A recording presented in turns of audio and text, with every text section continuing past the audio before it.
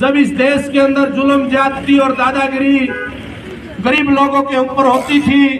तमाम जो सत्तारूढ़ लोग थे मनुवादी मानसिकता के लोगों को चैलेंज करते हुए मान्यवर साहब काशीराम जी ने बाबा साहब अम्बेडकर के अधूरे कारवां को आगे बढ़ाने के लिए कार्य शुरू किया और मान्यवर साहब काशीराम जी ने अपने जीवन के अंदर वो करके दिखाया। मान्यवर साहब काशीराम जी एक बात अक्सर कहते थे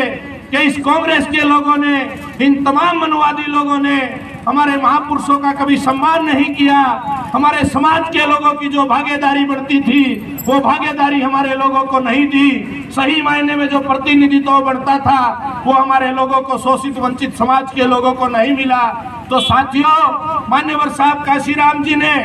इस देश के अंदर कांग्रेस की ईंट से ईंट बजाने का कार्य किया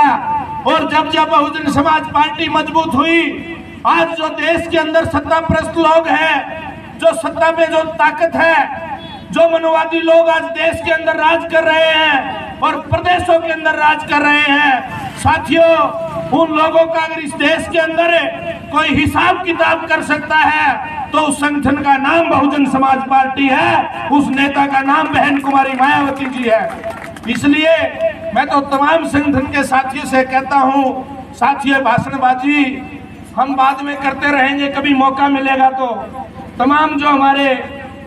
ये साथियों, विशेष तौर पर मेरी लोकसभा में लगता है क्षेत्र और मेरी कार्यशैली से आप लोग भली भांति परिचित हैं। हम जितना काम करते हैं वो जमीन पे रह के करते हैं साथियों। हवा हवाई बातें करने का हम लोग काम नहीं करते और काम क्यों नहीं होता, ये कारण भी हमने माननीय अध्यक्ष जी के हाथ में बैठ करके कुछ चीजों पे चर्चा हुई है और कुछ चीजों पे हम पहलुओं पे हम लोग चर्चा करके मजबूत रणनीति बना करके एक एक सेक्टर के अंदर अपने बूथ के योद्धाओं को खड़ा करके साथियों हम दोबारा से इस संगठन में, इस मिशन में जान डालने का कार्य करेंगे और अपनी जिंदगी की अंतिम सांस तक साथियों ये जो नीला झंडा, हाथी का निशान इस देश के लाखों करोड़ों शोषितों, वंचितों, पीड़ितों